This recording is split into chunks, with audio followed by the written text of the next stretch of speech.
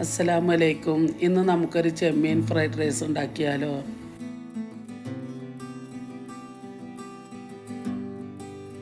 അതിനു വേണ്ടി കഴുകി വൃത്തിയാക്കി വെച്ച ചെമ്മീനിലേക്ക് മുളക് പൊടി, കുരുമുളക് പൊടി, ഗരം മസാലപ്പൊടി, സോയാ സോസ്, ഉപ്പ് ഇവയെല്ലാം ഇട്ട് നന്നായി മിക്സ് ചെയ്ത് 1 മണിക്കൂർ ഫ്രിഡ്ജിൽ വെക്കണം.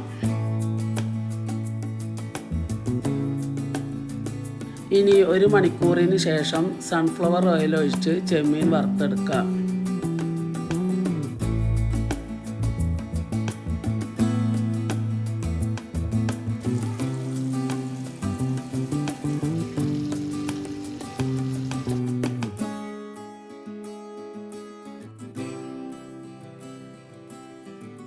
ഇനി ഫ്രൈഡ് റൈസിന് ആവശ്യമായ സാധനങ്ങൾ: വേവിച്ച് വെച്ച basmati rice, cabbage, capsicum, carrot, സവോള, വെളുത്തുള്ളി, ഗ്രീൻ പീസ്.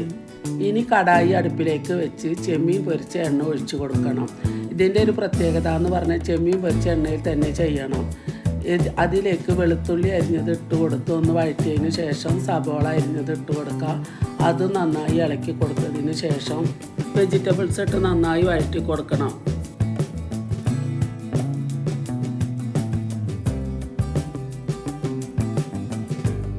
ഇനി ആവശ്യത്തിന് ഉപ്പിട്ട് കൊടുക്കാം. ഉപ്പിട്ടിട്ട് ഒന്ന് ഇളക്കി കൊടുക്കണം.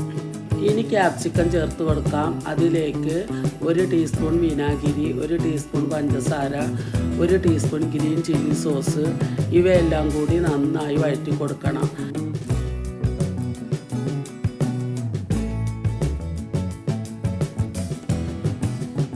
എന്നിട്ട് 1 ടീസ്പൂൺ സോയാ സോസ് ഒഴിക്കുക. അതും കൂടി വഴറ്റിയതിന് ശേഷം വറുത്ത് വെച്ച ചെമ്മീൻ ചേർക്കാം. ഇനി എല്ലാം കൂടി നന്നായി ഇളക്കി കൊടുത്തതിലേക്ക് നേരത്തെ വേവിച്ച് വെച്ച റൈസ് ഇട്ട് കൊടുക്കാം. ഇനി ഇതിലേക്ക് ക്രഷ് ചെയ്ത കുരുമുളക് ചേർത്ത് എല്ലാം കൂടി നന്നായി മിക്സ് ചെയ്ത് കൊടുക്കണം.